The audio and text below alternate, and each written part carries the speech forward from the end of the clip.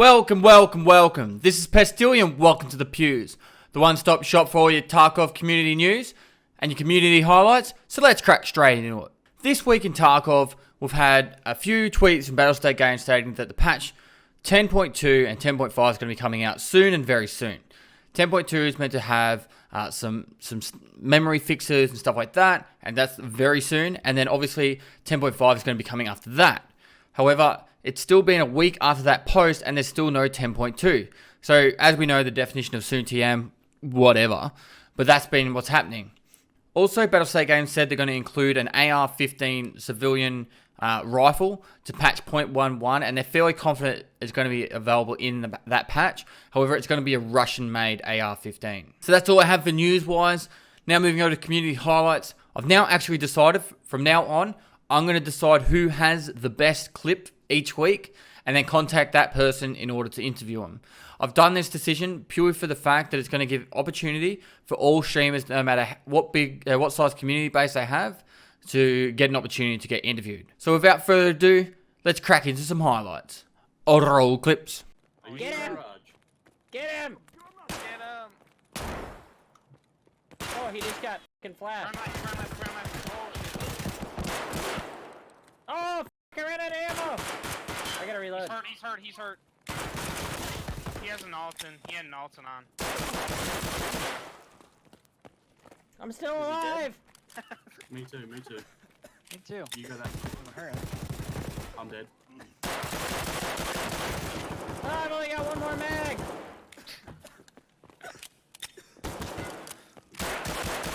I fucking killed his bitch ass! That's me, you I need that.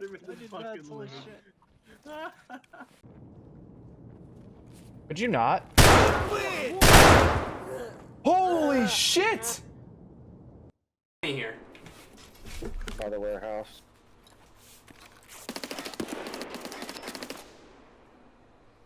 Dead.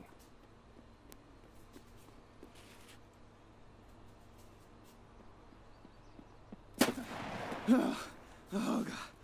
Are you dead? I am. Are you running tight? No. I'm on top of the train tracks, so I don't want, you know. There's someone down there with you. I got him. Choking hazard. Nice. And that's all of them. Dead. Going around. Okay. I went on the other side of the wall.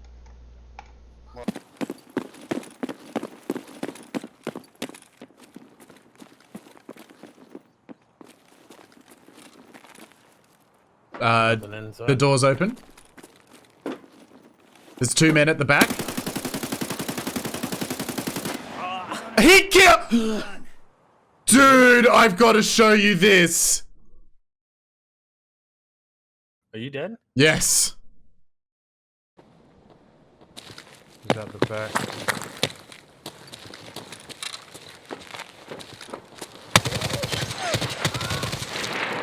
Whoa. Fucking what? Oh my god, what? I just put like half a clip of him 61 to him, dude. He just like took it. Oh my god, dude. What? Alone! For God's sake, leave me alone! No! Oh my god! Where's he going? Where's he getting them from? He's pulling them from his ass! What is this? There's so many! What the fuck is this? This is ridiculous! Oh, there's another guy who's a fucking player! Сука, ёбнули нашего!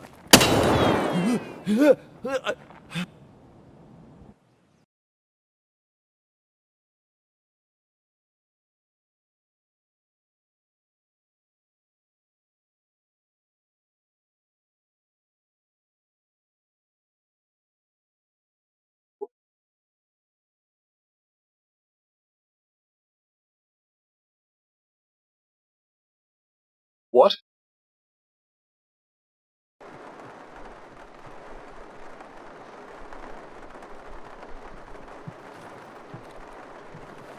We'll find out here in a second if I'm gonna die. Killed one. There's another.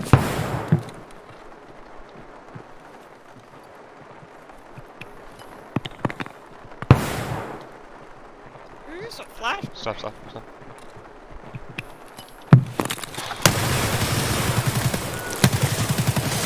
Killed 2 more. Killed another. So guys, this week I've interviewed Slushpuppy. Slushpuppy and I have been friends for quite a while now.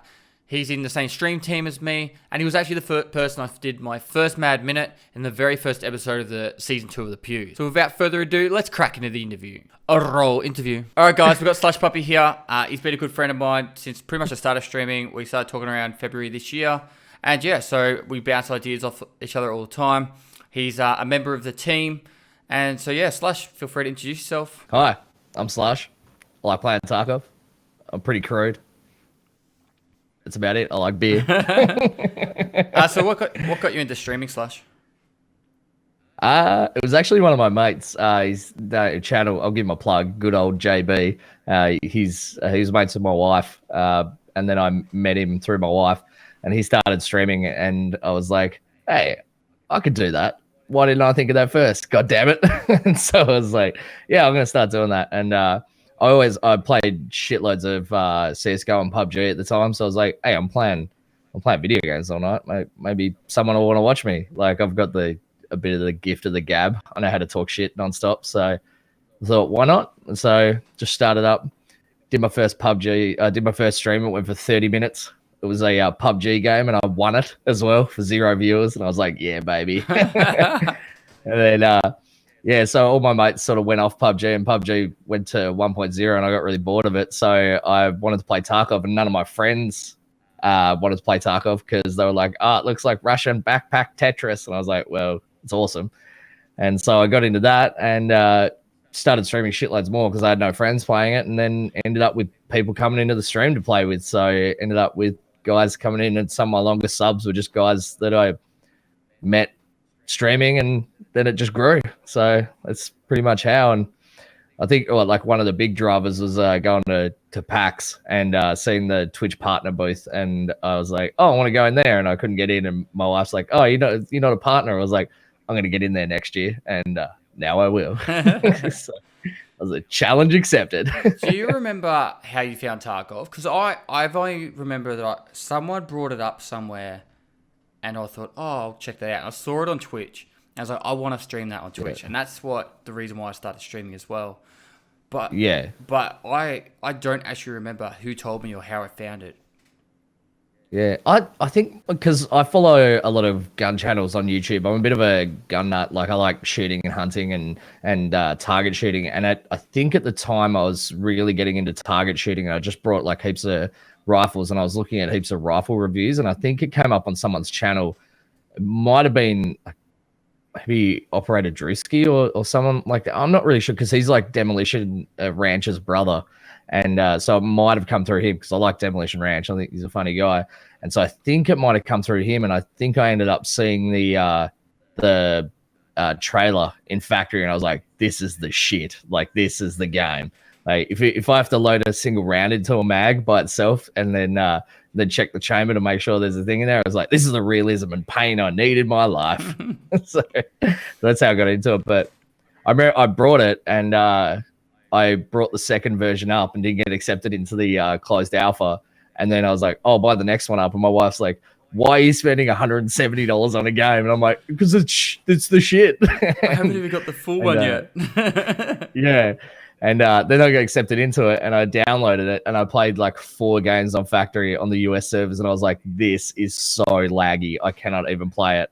And just didn't even play it for months. And then when they released the Australian servers, I was like, all right, it's time to go. Let's get in there, and started playing it again, which is like, I don't know, June, July last year, sometime, maybe more. My first memories of playing Tarkov was like, I was running around customs. I had the map on a different monitor. I had the map up somewhere, and I'm like, what is this river? Where's this wall? What's that chimney? And I'm looking at the map trying to decipher it. And I'm like, Yeah, I when I first started, I remember coming on to Twitch, and I looked at I was looking at Twitch streamers playing it, and the first guy, I clicked on a few guys, and the chats were just going crazy, and I was like, oh, that's nuts. And then started clicking down through, and I saw it was Breaking Skulls, and I went into his channel. I was like, hey man, and he was like the first Twitch streamer I'd ever gone on, where he goes, hey Slushpuppy, how you doing? Like, he talked to me, and I was like, this guy's a cool guy. And so I actually watched shitloads of Breaking Skulls when I first started. And so every time I watch him now, it reminds me of being really fucking shit at the game, because when I watched him, I was terrible at the game. Like, I had no idea what was going on.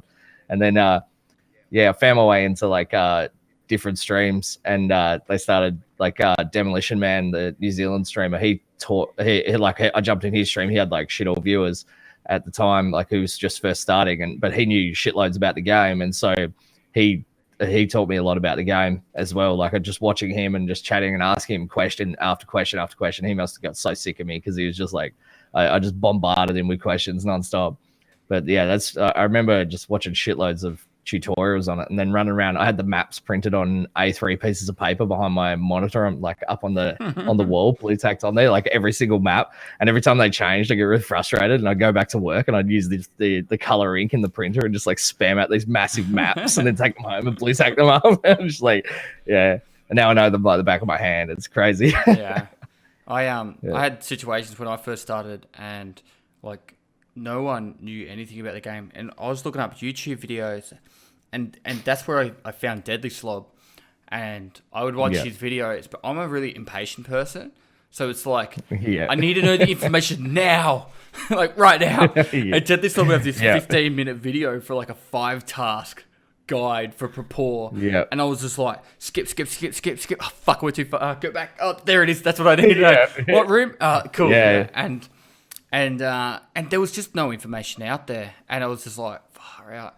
And I actually started going into a few people's streams, just creeping and watching people just to see where they went.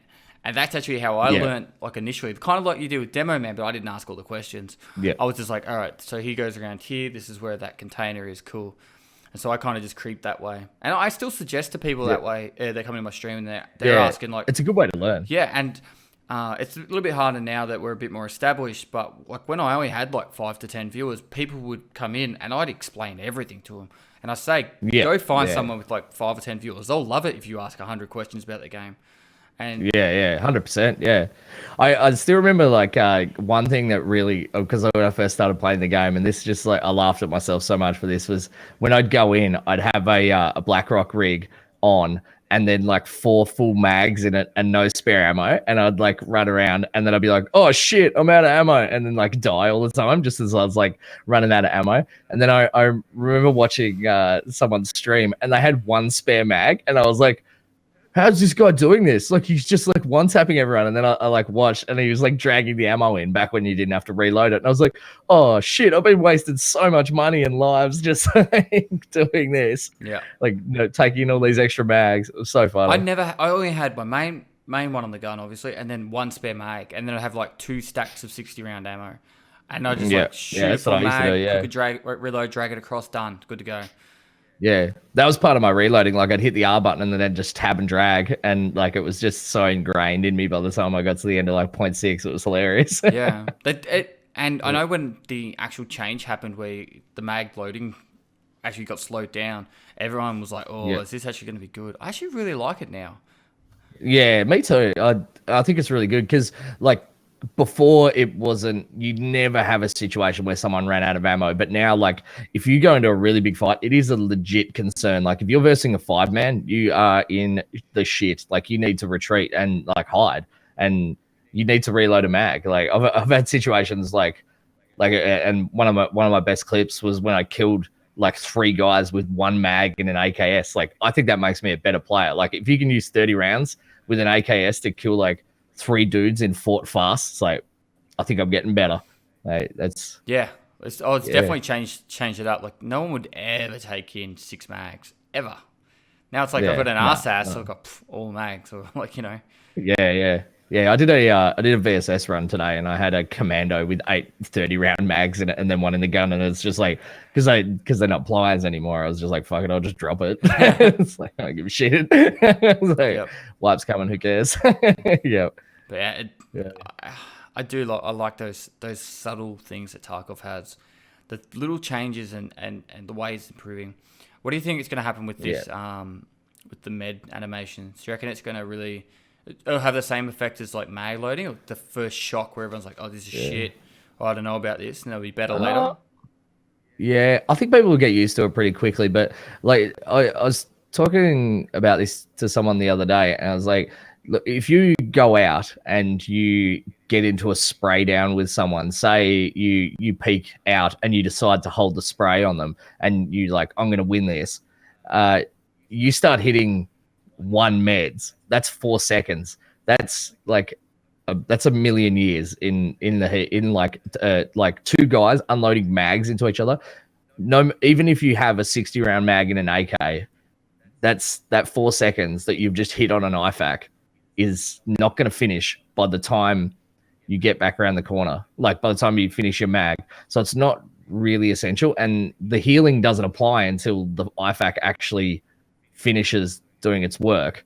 So it's like, I don't think it's going to affect it at all. All it's going to be is that you're going to go out, drop your entire mag, and then hobble back behind a corner and then heal. It's just, it'll require a small adjustment in play in the fact that you can't just stand there and just dump mags. Like you will need to peek, shoot, and then go back in and readjust. Like I think it'll make the firefights more dynamic because people won't just sit there and camp, because you can't hold an angle if you need to heal because you'll be healing. It's the same as you can't hold an angle while you're reloading a mag. So you will have to pull back from an angle. So say you're in a hallway and you've got someone locked down inside a door and you need to heal, you need to pull back. So it's going to make the firefights like more dynamic and mobile. So I think there's going to be a lot more flanking and more tactical play, which I think is really cool.